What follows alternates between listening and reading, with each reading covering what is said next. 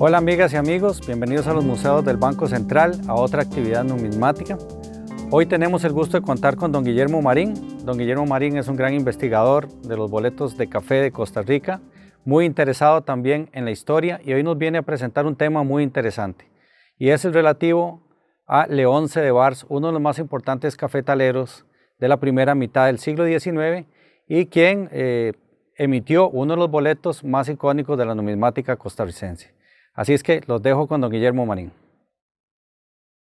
Muy buenos días, mi nombre es Guillermo Marín, soy un amante de los boletos y lo más importante que de los boletos es la historia de aquellos señores que después de la independencia nos sacaron a nosotros de la pobreza dando la producción de café.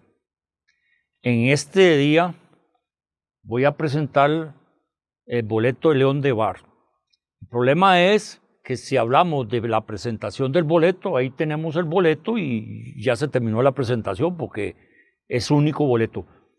Yo lo que hago es que normalmente investigo durante un tiempo, me hago un libro y no lo imprimo porque después de la conferencia puedo que haya cometido algún error y la gente me llama y yo corrijo fechas o información y ya yo después lo imprimo. Pero hoy lo que vamos a hacer es un viaje primero sobre Costa Rica, sobre los habitantes de Costa Rica, sobre el linaje de León de Vars, para ya llegar a León de Vars y qué fue lo que sucedió después. Este señor de aquí, el León de Vars, del que vamos a hablar durante una hora el día de hoy. Para comenzar, importante hablar es de la formación geológica de Costa Rica, que acordémonos que Costa Rica no existía en aquella época, sino que lo que es Norteamérica llegaba hasta el lago Nicaragua y lo que es Suramérica comenzaba del Canal de Panamá hacia el sur. Pero hace más de 100 millones de años comenzaron con lo que es Costa Rica a emerger del fondo del mar, que tenemos la fotografía 1 y la fotografía 2, donde las placas de coco se hunden bajo el Caribe e impulsa la corteza terrestre a salir. En ese momento se dan los movimientos telúricos que nos afectan hasta el día de hoy. Voy a hablar de suelos, porque después vamos a hablar de los suelos donde León de Vars cultivaba su café. Dice, de esta forma emergiendo en el fondo del mar las islas volcánicas, que muchas van a ser al día de hoy volcanes, cerros y grandes montañas, dando paso a la formación de la cordillera volcánica central, a la formación de ríos, lagos, llanuras, volcanes, desapareciendo el canal interoceánico, uniendo al continente que se le llamará continente americano, formándolo América del Norte, Centroamérica y Suramérica. Con las erupciones volcánicas, el recorrer de los ríos desde las montañas al mar se iba depositando los sedimentos que hoy día son los minerales que enriquecen las tierras fértiles que se usan en la agricultura. Y entonces los suelos de Costa Rica están formados de la siguiente manera. El 38.9% son suelos inceptisoles, el 21% ultisoles, el 14.4% andisoles, que ahí es donde me interesa que después le pongamos atención porque esos son los suelos adecuados para la siembra del café. Los entisoles, el 12.4%, el 9.6% los alfisoles, los 1.6% vertisoles, el 1.4% los morisoles, el 0.9% los espodosoles, el 0.2% oxisoles. No tenemos histosoles, de esos suelos no existen en Costa Rica. Suelos para el cultivo de café en Costa Rica. El mejor café de Costa Rica se produce en suelos drenados y ventilados con un buen nivel nutricional y alto contenido orgánico. El pH preferido para el café es de 5.2 a 6.3. En resumen, los mejores suelos para el cultivo del cafeto son los flancos de buena aireación y permeabilidad moderada. Las más importantes son con el pH o acidez, fertilidad, materia orgánica, que son determinados para los suelos, que podemos observar esa fotografía de un suelo propicio para la siembra del café. Suelos del Valle Central de Costa Rica. El Valle Central lo compone San José, Heredia, Alajuela. La estructura productiva está influenciada por el modelo agroexportador con gran importancia del cultivo e industrialización del café, que es la foto que podemos ver y las regiones. Es la región más poblada donde se asienta la capital de San José y en la cual se iniciaron las plantaciones de café que luego fueron llevadas a otras 8 regiones productoras del país que hasta se mantienen hoy el día de hoy. En el Valle Central son figuras familiares los volcanes Irazú, Barba y Poás que nutren los suelos dedicados al cultivo del grano. El Valle Central se extiende desde 800 metros hasta 1600 metros sobre el nivel del mar. Sin embargo, más del 80% del cafeto se cultivan entre 1000 y 1400 metros. Las subregiones están distribuidas entre zonas bajas de menos de 1000 metros, donde el café es más liviano, y las zonas altas superior a 1200 metros, con café más fuerte o más ácido y también más aromático. La altitud del Valle Central afecta el tamaño y la dureza del grano del café y influye en ciertos componentes en la calidad de la bebida, especialmente en la acidez. A estos elementos se unen las características del café arábico, que ofrece una bebida aromática, delicada y de buen sabor.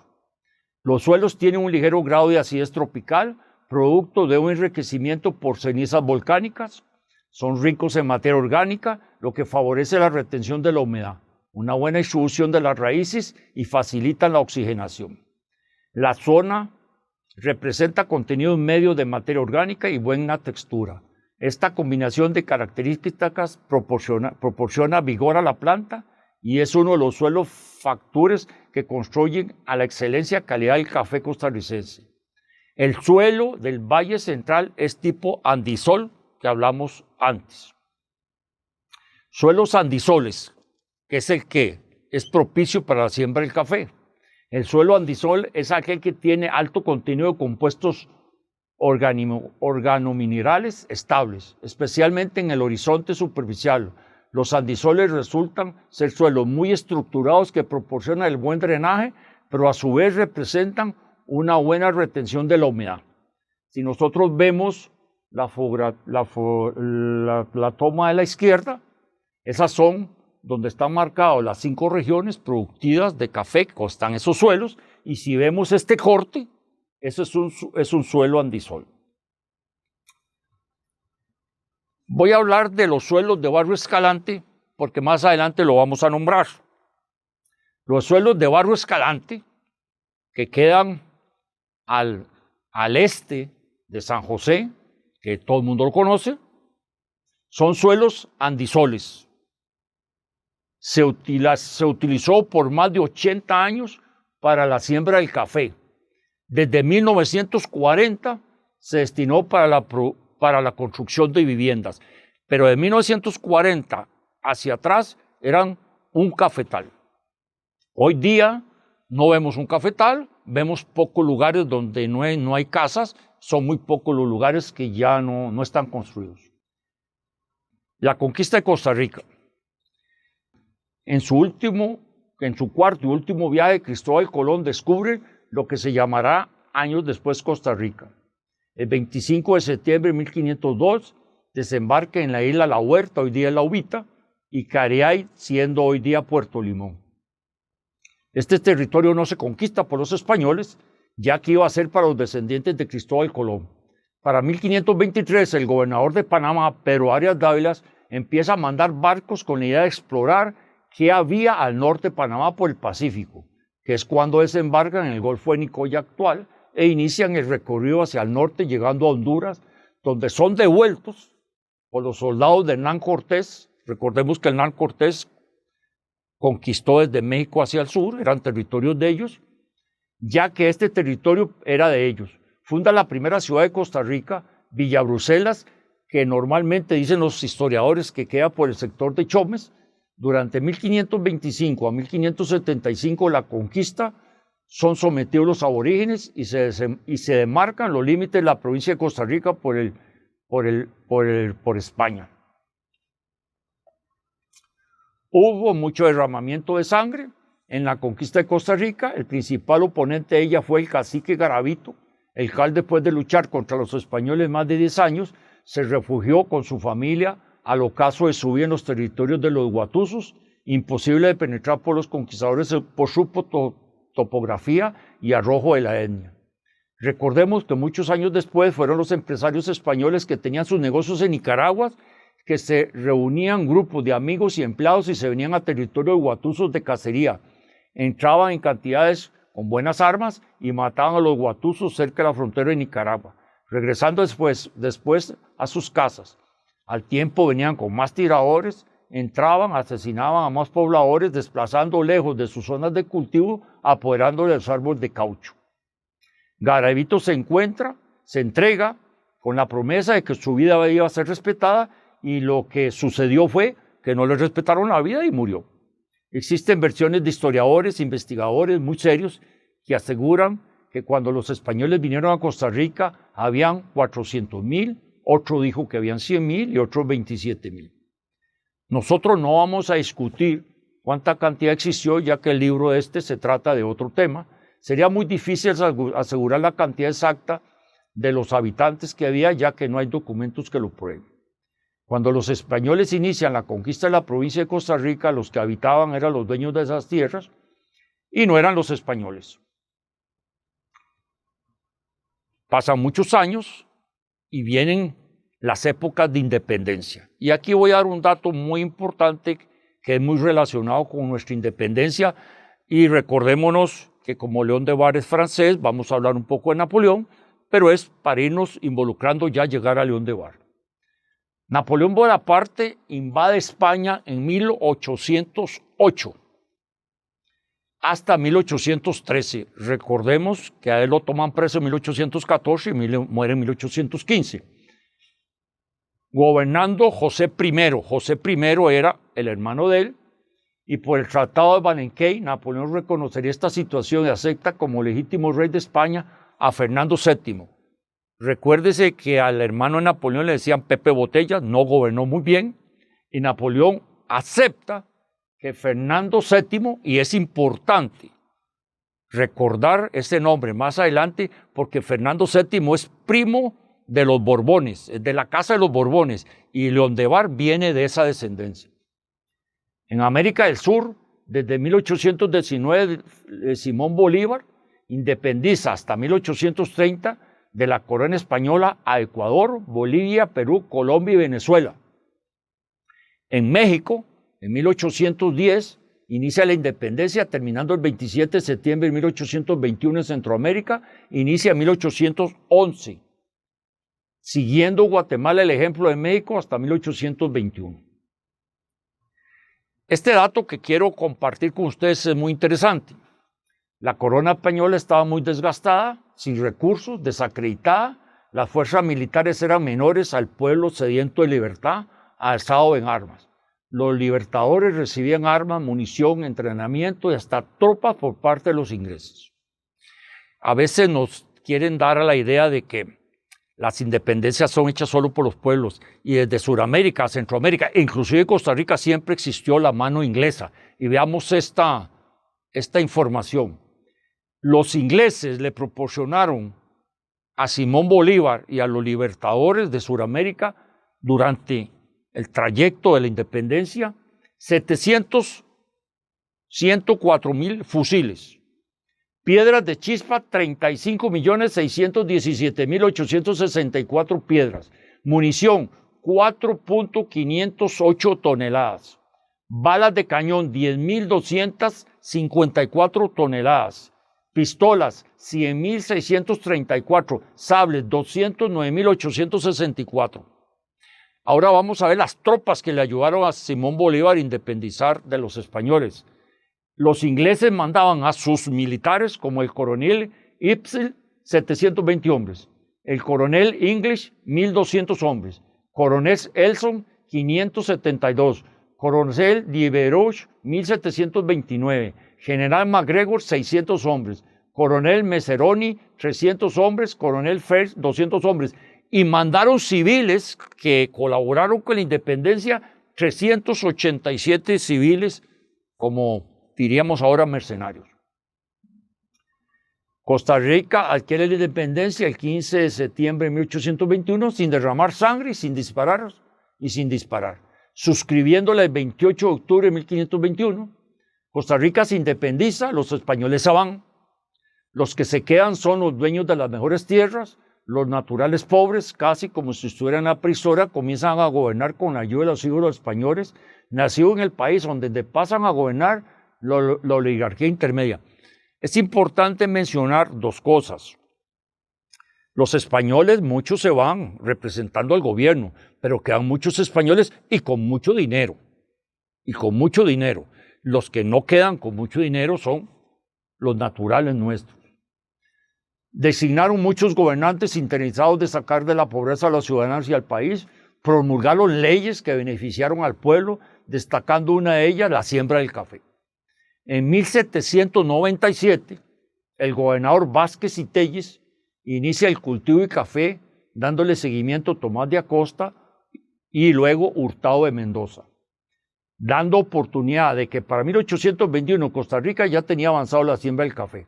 Acordémonos que en otras conferencias hemos hablado del gobernador Vázquez y Telles, que presentó un documento que está en el Archivo Nacional, donde Vázquez y Telles encarga al señor que traía todos los alimentos para Costa Rica que le traiga 2 arroas de café de la isla Martinica. Él con esas 2 arroas hace más o menos como 4,000 siembros de matas y él las empieza a regalar a sus amigos. Las pone muchas en Cartago, pero en Cartago no se daba el café por el clima, pues llovía todos los días. Las manda para San José, muchas de esas, y recordemos que la gente las sembraba en las casas como un adorno. Posteriormente a eso, la gente de Plata sembraba 25 matitas en su parcela para tener su café. Cuando Vázquez y Telles lo nombran gobernador de Venezuela, queda Tomás de Acosta y él le encarga que él siga. Inclusive Vázquez y Telles había solicitado a la corona unas leyes para quitarle el impuesto al café. Y le encarga a Tomás de Acosta que siga. Cuando Tomás de Acosta deja de gobernar y viene Hurtado de Mendoza, que es el que termina hasta 1821, ellos 3 habían impulsado, ya tenían varios años de estar preocupados por el café. Se abren las fronteras para la migración de extranjeros, principalmente de alemanes y franceses. Los costarricenses viajan a Europa a estudiar, a Europa vende al país maquinaria agrícola y enseres domésticos. Muchos extranjeros vienen a probar suerte y se regresan. Algunos se radican en el país con o sin familia, llegando a surgir, prosperar y tener mucha influencia política. Algunos extranjeros con dinero en su país vienen a la nación a invertir, produciendo más capital con una visión más amplia de dónde están los negocios y cómo hacerlo producir al máximo con ideas propias o experiencias de su país. San José para el café. Antes de la conquista de Costa Rica por la española, los territorios que ocupa en la actualidad San José estuvieron habitados por los aborígenes o etares del señorío del Cacique Garavito. Al emprender la conquista española, llegan a la conclusión de que el sitio apto para fundar la capital de la provincia de Costa Rica debe ser lo que hoy es Cartago, nombrándolo Garcimuñoz. Al inicio la instalaron en el Valle del Guarco, después teniendo que desplazarla más arriba por las inundaciones hasta dejarla en el actual Cartago. San José se llamaba Boca del Monte, nunca fue tomada en cuenta, solo como ruta de paso, ya que el agua era muy escasa. Hasta donde se tiene información, estos terrenos pertenecieron a un militar español, el cual hereda a sus hijos, él tenía 2, hereda a uno Matarredonda y al otro Las Pavas para la crianza de ganado. Más adelante estos venden una parte a Antonio Chapulí, rico genovés dedicado al comercio de las telas en Cartago. Al morir Antonio Chapulí, su esposa Josefa Torres, española, hereda sus propiedades, quedando viuda con un hijo de nombre Manuel Antonio Chapuí de Torres. Doña Josefa Torres, casada en segundas nupcias con el capitán español José Francisco Bonilla, al morir doña Josefa Torres hereda sus propiedades y dinero, convirtiéndola una ama poseedora de gran capital. Ya ella había heredado 2 fortunas de parte de sus 2 esposos.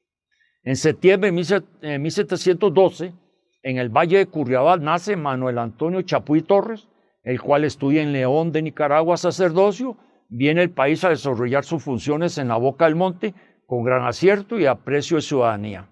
El 2 de octubre de 1782, a los 74 años, el primer cura párroco el presbítero Manuel Antonio Chapuy de Torres, en Villanueva de San José, como se le llamaba para la época, muere.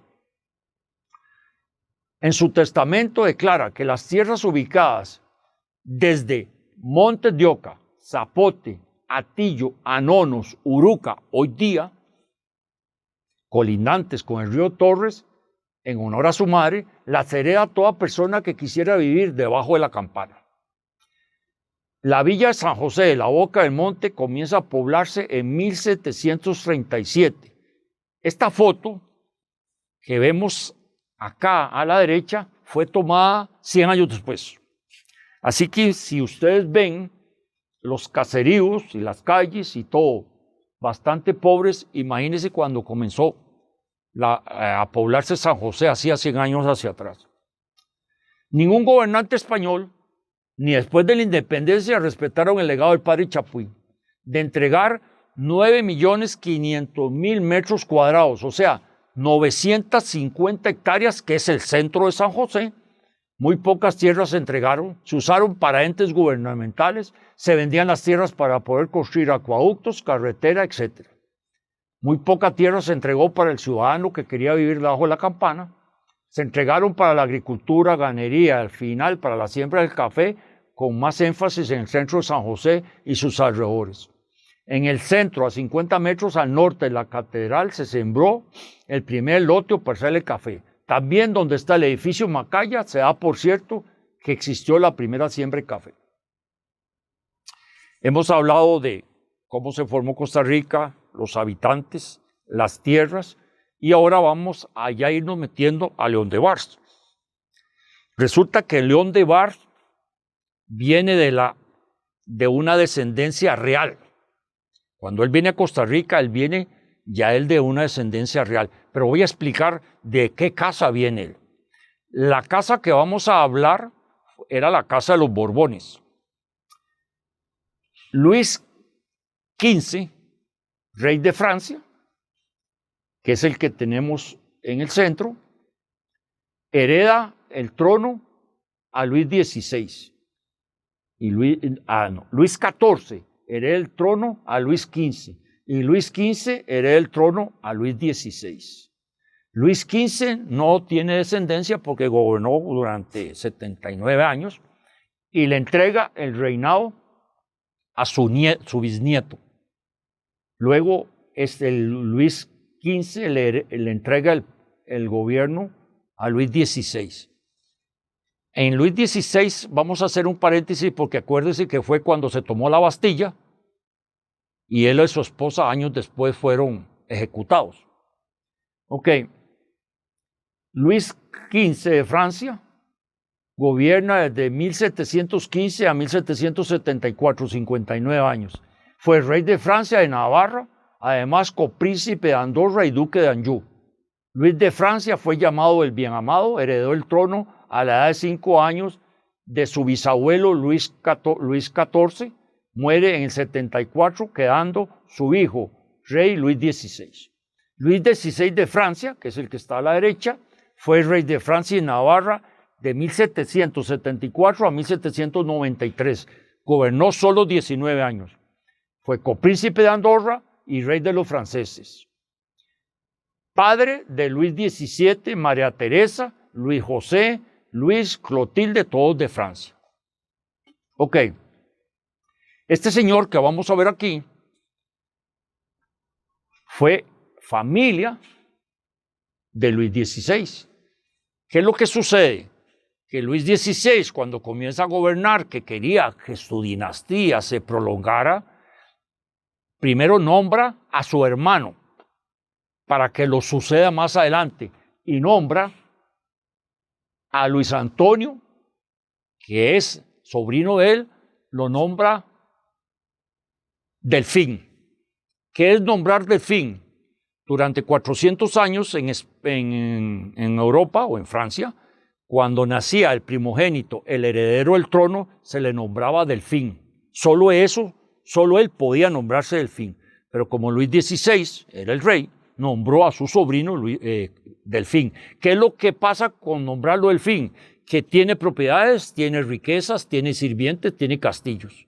Pero ya dejó todo montado. Luis Antonio de Borbón, que ahí es donde viene la descendencia de León de Bar.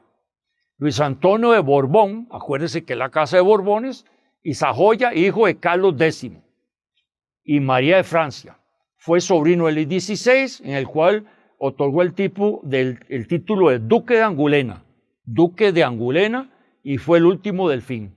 Su título delfín se daba desde 1349 hasta 1830. Acuérdese que hasta 1830, que es cuando los liberales se deshacen de todos los reyes y comienzan a gobernar de una forma diferente, nombrando a Luis de Orleans hasta 1848, que es donde terminan todos los reinados en Francia, a los príncipes herederos del trono de Francia, de los hijos legítimos del monarca reinante. Esta localidad es la localidad de Angulema. Le heredan la Angulema. Después de la toma de la Bastilla, los franceses le quitan el nombre de Angulema para que quitarle todo lo relacionado a alguna casa de reyes, y lo nombran, el nombre se le pone Matagné-Charén. Luis XVI es ejecutado el 21 de enero de 1793, después de la toma de la Bastilla, que fue en 1789. Duró 4 años en la cárcel mientras los franceses decidían si lo ejecutaban o no. León de Bar es descendiente con linaje del duque de Angulema. Él es el duque de Angulema. Acuérdense ustedes que cuando mi familia gobernaba en Francia, yo tenía mucho dinero, tenía muchas propiedades y tenía muchos privilegios. Cuando me quitaban, todas las familias tenían que salir huyendo porque si no, los mataban.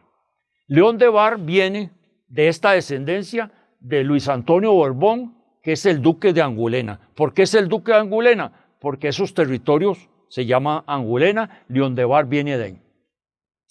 Vamos a hablar un poquito de Luis Antonio. Es el duque de Angulema, Luis Antonio de Francia. Nace el 6 de agosto de 1775, muere el 3 de junio de 1844. Se casa con su prima, con la hija de Luis XVI. Ellos, por ser primos, no tienen descendencia, pero eso no indica que él no tuvo hijos. Hija del rey Luis XVI, María Teresa, el rey lo nombra Delfín y duque de Angulema. Con ella no tuvo descendencia. En 1789 abandona con su padre Francia, donde vive varios años en el exilio en Polonia e Inglaterra. Es interesante recordarnos ahorita Inglaterra. Viene la toma de la Bastilla y toda la realeza huye de Francia. En 1815, estando en Inglaterra con financiamiento inglés, intentó sublevar al pueblo contra Napoleón para instalar un gobierno Borbón. Él era Luis Antonio de Borbón. O sea, los ingleses le financiaron entrar a Francia para sublevar al país, pero no pudieron. Con la caída de Napoleón Bonaparte, regresa a Francia del exilio. Su primo, que hablábamos antes, Fernando VII, que Napoleón lo dejó de rey de España, es depuesto por los liberales de España, el que solicita ayuda a Luis Antonio. En 1823, los franceses, Luis Antonio de Angulema, invade España con 100,000 soldados experimentados de las guerras napoleónicas,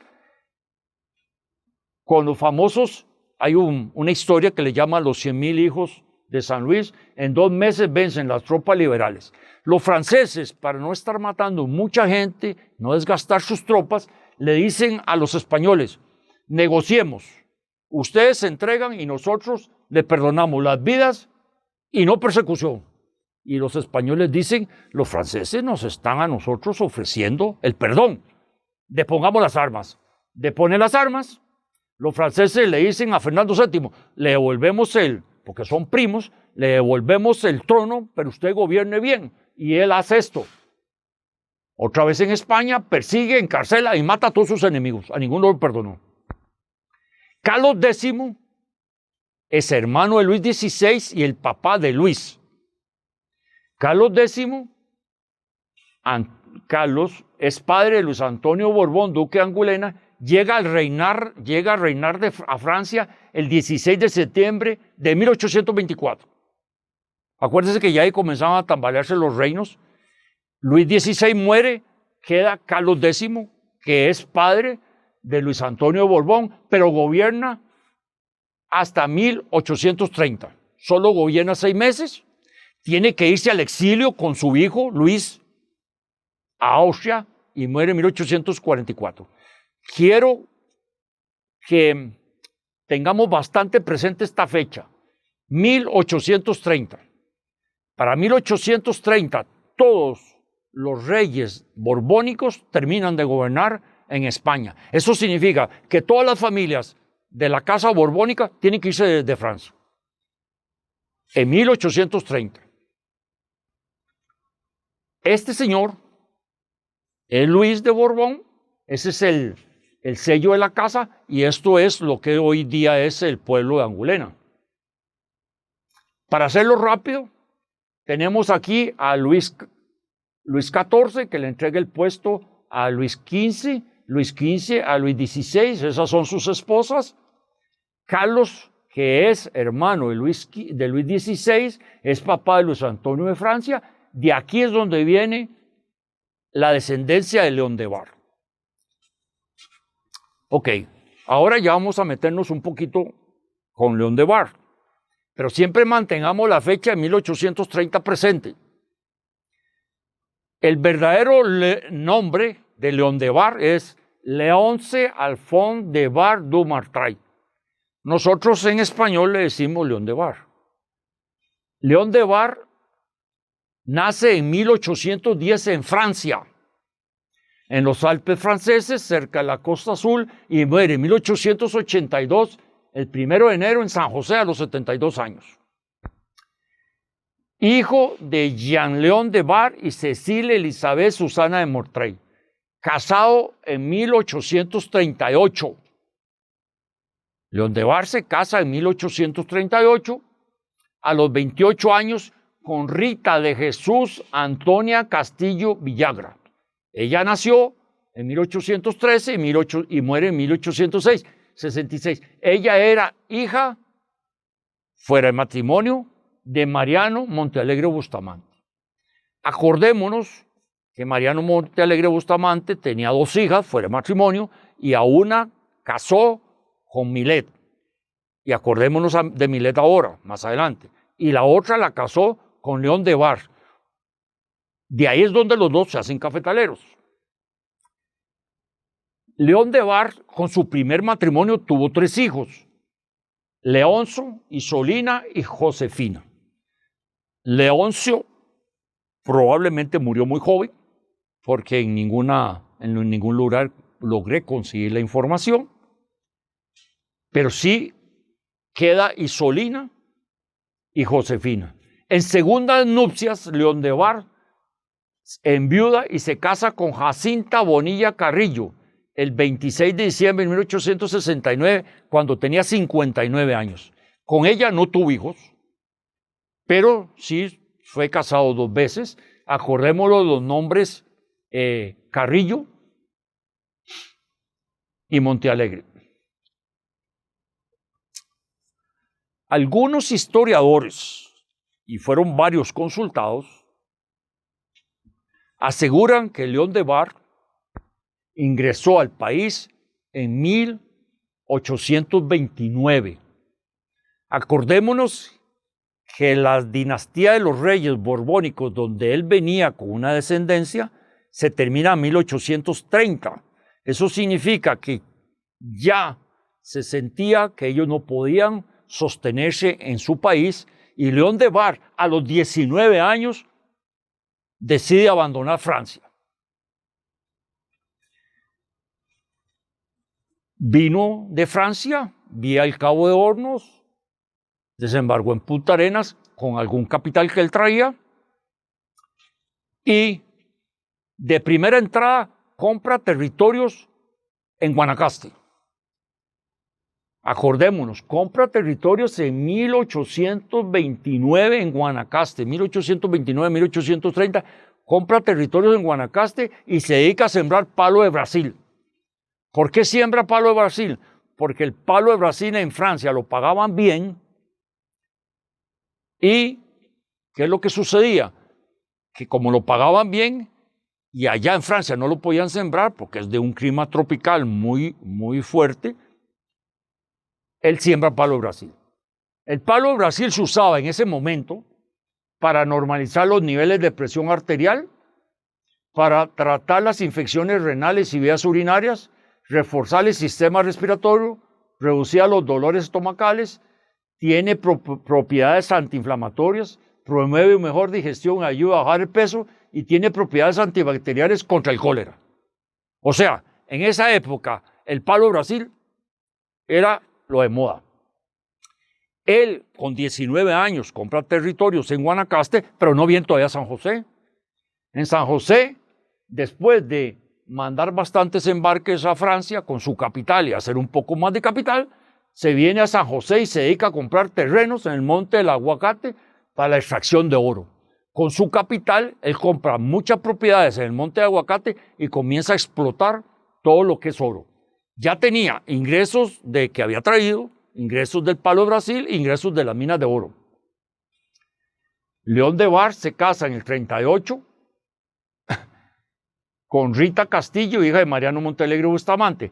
Para el 39, que esas fechas son importantes recordarnos, para el 39 su suegro lo convence de sembrar café y comprar a Rafael Aguilar 2 manzanas, con una casa en 100 pesos, pero eso es en Turrujal, a 30 kilómetros de San José. Imagínense en aquella época lo largo que quedaba, pero ya el suegro lo estaba involucrando. Casado el 38, ya en el 39 León de Bar se vuelve cafetalero. Cuando ya León de Bar siembra palo de Brasil, extrae oro del Monte del Aguacate y ya es cafetalero, tiene un capital. Interesante esta historia. En diciembre de 1841, compra en 2.600 pesos la casa de Camilo Mora, la que hacía 2 años le había adquirido Manuel Aguilar en 1.700 pesos por venta de Juan Rafael Mora. La casa donde nacieron los Mora, León de Bar compra una parte y don Manuel Aguilar otra parte. En 1700 parece que don León de Bar era bastante filántropo y aquí voy a poner 3 informaciones. En 1783 un terremoto causado en El Salvador grandes estragos, por lo que en Costa Rica se organizó una campaña de recolecta de fondos y el que más aportó fue León de Bar, 50 pesos. En 1874 regala a la Junta de Caridad administrada por el hospital un caldero para calentar la ropa y una máquina para plancharla. Fue miembro masón, fundador de la Logia Caridad 26 y el Supremo Consejo Centroamericano. Este es el árbol genealógico de León de Bar, que quiero hacerle rápidamente una mención. El lado más, el verde más claro, es de dónde viene doña Jacinta. El de morado es de doña Rita y el un poco verde más oscuro es León de Bar.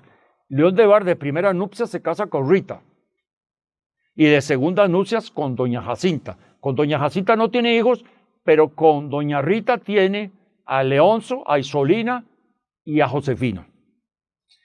Importante los esposos, principalmente de doña Josefina, de doña Isolina. Doña Josefina se casó con Manuel Antonio Bonilla Carrillo, pero doña Isolina se casa con José Durán Santillana. José Durán Santillana era un millonario salvadoreño que, si nos acordamos, cuando hicimos la conferencia de los Pisa, él era dueño de casi todos Tres Ríos, le vendió a los Pisas el beneficio de ellos. Los cafetales de León de Bar, después de que muere, son heredados a Isolina y a Josefina. Eso representa que Josefina, casada con José Durán Santillana, sigue produciendo café en los cafetales que su padre le hereda. Ellas Josefina tiene un medio hijo que se llama Carlos Durán Cartín, que es famoso médico costarricense. ¿Ah? No, Josefina. Josefina tiene un medio hijo, porque es hijo de José Durán Santillana. Después aquí vienen la segunda descendencia. José Durán y Josefina tienen a Elodisa Durán y a Anita Durán. Anita se casan con Luis Escalante Fernández, que ahí es donde vamos a llegar después al barrio Escalante. Y Elodisa Durán se casa con Enrique Robert. Enrique Robert, junto con Luis Robert, fueron los dueños fundadores del almacén Robert en Costa Rica. La primera tierra que tuvo León de Var, la segunda, porque tuvo la primera en Turrujal. La segunda que usó sus boletos fue la Hacienda Las Ánimas. Si nosotros podemos observar, la Hacienda Las Ánimas quedan al norte del río Torres y al sur del río Virilla. Exactamente, si nos podemos ubicar mejor en el sector del Apozuelo. Actualmente, aquí vemos el nombre de Las Ánimas. Actualmente esa propiedad se urbanizó, se hizo industrial, están la Pozuelo, la Toyota y muchas empresas. Son una urbanización industrial de 20 hectáreas. Pero la original fue de 86 hectáreas. O sea, salía desde el Torres hasta el Virilla, de la Uruca para arriba y hacia el oeste de lo que es la Pozuelo. Entre el río Torres, límite norte de la herencia del Pari Chapuí, el río Virilla y la Uruca, estuvo situada la Hacienda Las Ánimas. Para más preciso, en el sector del Apozuelo. En la actualidad, Las Ánimas al sur colinda con la avenida 43, al norte con la avenida 51, al oeste con la calle 60 y al oeste con la calle 70. Más o menos son 20 manzanas. Eso es lo moderno. La Hacienda Las Ánimas, el primer dueño fue el general José María Cañas. La Hacienda Las Ánimas perteneció a José María Cañas Escamilla, de origen salvadoreño, joyero y después militar, muy amigo y cuñado Juan Rafael Mora. Se casa con Guadalupe Mora Porras, hermana de don Juanito.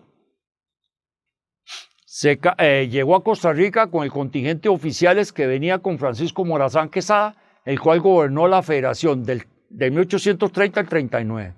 Fue expulsado de El Salvador, salió del puerto de La Libertad a bordo de la Boleta y Salco con 30 oficiales de su confianza. Al pasar por Caldera, solicita la acogida de algunos de ellos miembros mientras él sigue a Perú. El gobierno le permite que se queden 23 oficiales.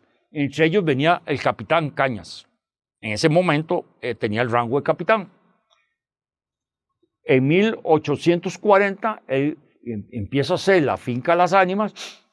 Posteriormente la vende porque él tiene que desempeñar diferentes cargos. Lo mandan a la aduana de Moín, la de Cartago y Punta Arenas.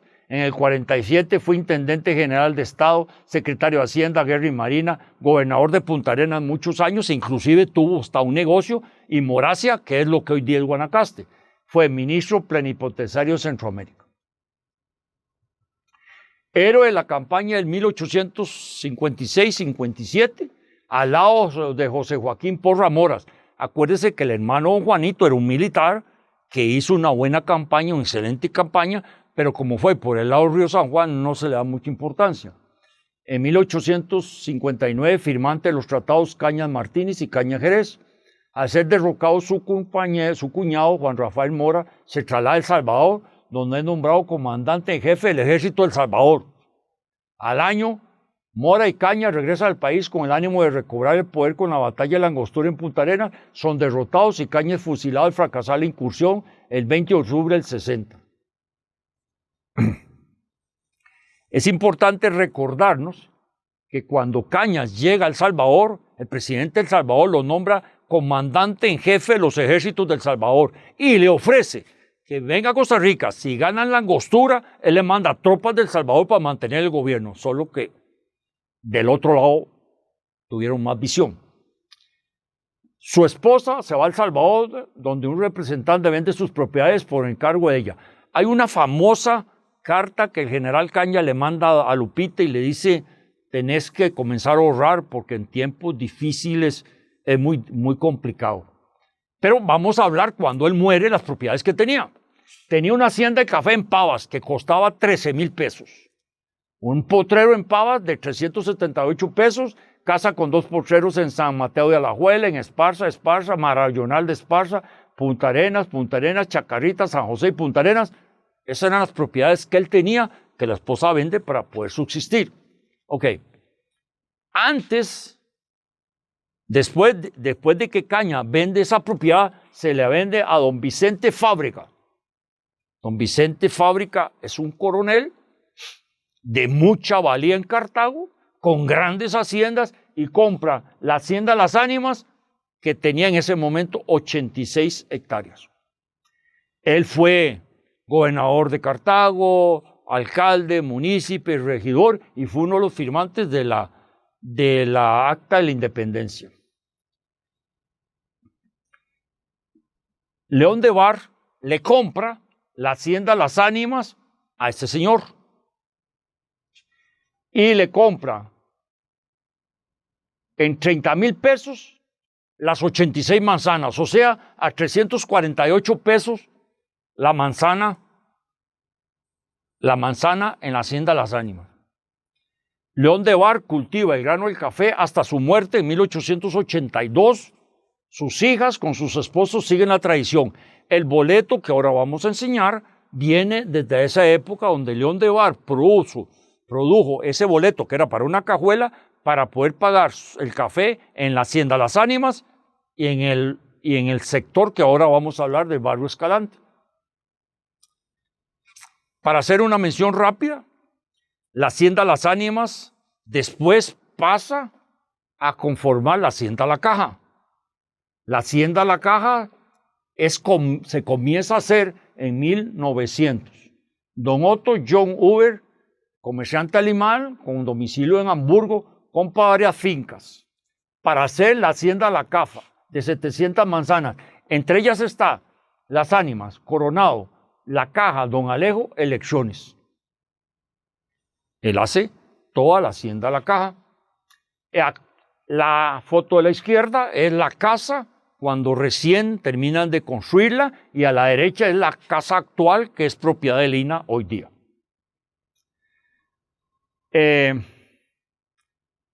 Acuérdese que viene la Segunda Guerra Mundial en 1945, el gobierno le quita a todos los alemanes todas las propiedades, y entre esas le quitan la propiedad de La Caja.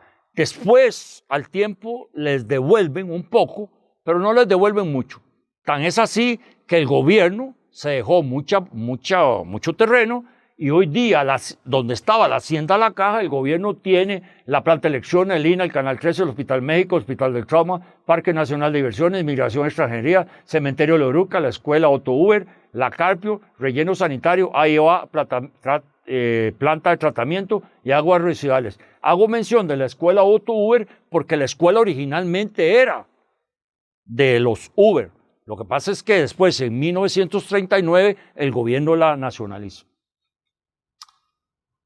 Hablamos de la casa de don Juan Rafael Mora, que fue dueño don León de Bar, pero no nos equivoquemos que la familia de don Juan Rafael Mora no tenía plata. A veces decimos don Juanito tan pobre. No, don Juanito tenía mucha plata.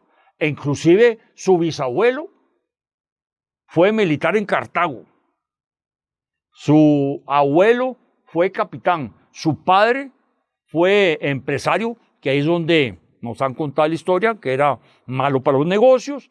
El señor era muy bonachón, el señor fiaba y la gente no pagaba, perdió las... Juan Rafael Mora a los 18 años le quita el poder a él y adquiere la representación de sus propiedades, pero tiene que vender muchas propiedades porque estaban quebrados. Aquí tenemos una secuencia de la casa de Juan Rafael Mora de diferentes años, desde pinturas y fotografías. En esa casa nacieron los 12 hijos de don Camilo. Inclusive don Camilo tenía plata. Vean aquí, En 1813, don Camilo Mora fue regidor de San José. Era socio de José Santo Lombardo. Acuérdese, aquel guatemalteco que nos gobernó un tiempo. Y Rafael Gallegos. Y don Camilo tenía una sociedad con capital de 30,000 pesos y él era el mayor accionista. Esta es la historia de la familia de don Juanito Mora, pero esa más adelante, cuando hagamos la historia de don Juan Rafael Mora, vamos a hablar de ella más. Ok, el otro terreno, que fue el que representó más capital, más ingresos, más de todo lo que podemos hablar en el café, fue lo que hoy es Barrio Escalante. Los terrenos que el padre Chapuy dejó para que aquel quisiera vivir debajo de la campana, el gobierno los vende una parte a León de Bar, 26 manzanas, ya para 1850, pero antes de 1850 tenía la finca Las Ánimas, colindando al norte con el río Torres, al sur. Si nosotros vemos este puente, es el Incurables, esto es saliendo de Guadalupe para ingresar a San José, la parte izquierda, después la línea del tren. El límite, el Barrio Escalante, la línea del tren, pero el Barrio Escalante seguía más azul hacia por la República Tobaco, solo que los herederos de la fortuna de León de Bar le regalan al gobierno para que pase la línea del tren por ahí. Ok, al sur con la que después sería la línea del tren, terrenos obtenidos por donación de su descendencia en 1866. Al este con la calle Los Negritos, que es por el Centro Cultural Norteamericano, al oeste con la calle 23, que es la que pasa por la antigua aduana y por la iglesia Santa Teresita. Hasta 1882, durante 44 años, León de Bar cultiva café en estas 26 manzanas. Sus hijos heredan estas propiedades junto con sus esposos, siguen la tradición de siembra, cosecha, exportación del grano a mercados europeos. León de Bar se casa con Rita de Jesús Castillo Villagra, hija de Mariano Montealegre, en segunda nupcias con Jacinta Bonilla, hija de Manuel Bonilla Navas.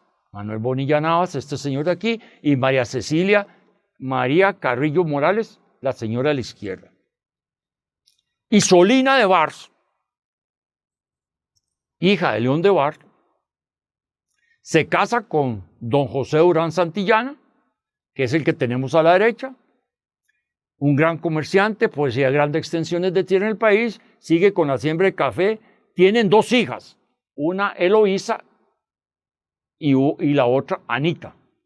Eloísa tiene un medio hermano, que es el doctor Carlos Durán Cartín, y Anita Durán se casan con Luis Escalante Fernández, por eso es que esos terrenos se llaman Barrio Escalante.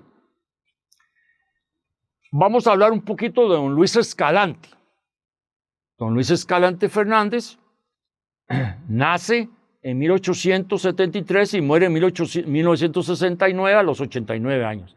En 1916 compra La Roncha en Turrialba, 2 kilómetros al norte de la ciudad, con 575 manzanas, y estas tenían 179 de café. En 1922 instala un beneficio con capacidad para procesar 5,000 fanegas, las que exportan con marca Café de La Roncha, en la cual trabajan 100 personas y en cosecha 350. Adquiere la finca San Rafael en Sabanilla, Montes de Oca. En 1830 la hacienda San Rafael contaba con 190 manzanas, 125 café, produciendo 1,600 fanegas. La otra hermana, en 1934 construye Beneficio San Rafael con capacidad para procesar 2,000 fanegas, las que se exporta con la marca Café Costa Rica Las Gemelas. Después se exporta con la marca Café Costa Rica Escalante y Café de Altura. En 1829 funda Luis Escalante Hijos, conformándolo por Luis Escalante Hijo, Carlos Escalante y Manuel Escalante. Este edificio que vemos a la izquierda es el Almacén Robert, donde quedaba para nosotros los de la época el Cine Rex y para los de hoy McDonald's. Ese edificio se quemó. Ok, este es el otro esposo de la otra hermana. Tenía en San José un beneficio llamado Las Gemelas en Barrio Aranjuez, cerca de la República Tobaco, con capacidad para procesar 4.000 fanegas. Este patio fue el de León de Bar. Ahí donde León de Bar tenía por la República Tobaco el beneficio del café. El hermano de don Roberto Robert fue Enrique Robert, el dueño de muchas tierras yendo para el volcán Irazú, el dueño del Hotel Robert, el primer lechero que embotelló la leche en botella y fue fundador de la Cooperativa de Productores de Leche de Costa Rica con 46 miembros más. El barrio Escalante hoy día es un barrio. En 1930, el señor Escalante decide pasar toda su producción de café para Turrialba y en 1940 se comienzan a confeccionar las casas que hoy conocemos del barrio Escalante. Estas son las casas que hoy tenemos, que tenían también en la época. Para 1940 inicia la construcción. Hoy día el barrio Escalante ya no tiene dónde meter más casas. Antes de los 80 eran residencias de diplomáticos y embajadas. Hoy día son restaurantes, como lo vemos en estas fotos. Si usted va al barrio Escalante, hasta un paseo urbano le pueden dar conociendo toda la historia de un barrio Escalante. Y ahora vamos a hablar del boleto León de Bar. León de Bar comienza a producir café en 1839. Si nosotros vemos este boleto, que quiero que le pongan atención, dice Leonce de Bar y una mata de café. Eso no es una mata de café, es un árbol. Acuérdense que en Europa no se producía café y cuando yo le decía a los europeos, póngame una mata de café, ellos ponían un árbol de encino como si fuera una representación del café. Este boleto tiene un tamaño de 18.4 milímetros. Recordemos que quiero hacer un poquito de mención que la corona española estuvo en el país 297 años y lo que circuló fue la moneda que ellos autorizaban. Después vino el 21 al 24 que circuló cualquier cantidad de monedas de todos los países y de todos. Y luego, en el 22 de noviembre de 1824, cuando se crea la federación, lo que se pone a circular es la moneda de la federación, el real. Hasta 1840, el real existía en Costa Rica. Después de 1840, pasan del real al colón y ya no existe el real. Pero dura muchos años en poner de moda en que se actualice el colón, porque hay mucha moneda circulante, pero desde 1840 ya el gobierno dijo, pasamos del real al colón. Y entonces comenzamos a ver si don Juanito en 1838 producía café en la finca Frankfurt, vemos que dice medio real. Significa que ese boleto, don Juanito, puede ser de 1838 hacia atrás. Ahora voy a enseñarles otro boleto que es de otro esposo de una hija de Mariano Montealegre. Acuérdense que León de Bar se casa con una hija de Mariano Montealegre y Francisco Millet se casa con una hija de Mariano Montealegre. Pero vean lo interesante, un real. Francisco Millet producía café y si este boleto es de la Luisa y un real, significa que es de 1840 hacia atrás.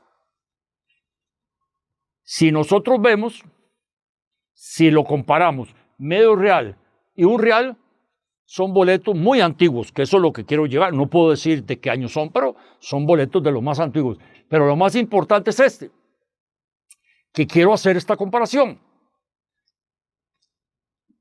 Él es casado con una hija de Mariano Montealegre y él es casado con una hija de Mariano Montealegre. Él es francés y él es descendiente de un francés.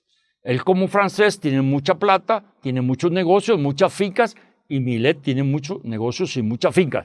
Vea lo interesante. El boleto de León de Bar dice Leonce y el de Napoleón Milet dice Napoleón. En la misma posición. De Bar el apellido y Milet el apellido. Y vean el árbol. Significa que los dos se pusieron de acuerdo y mandaron a hacer el boleto similar.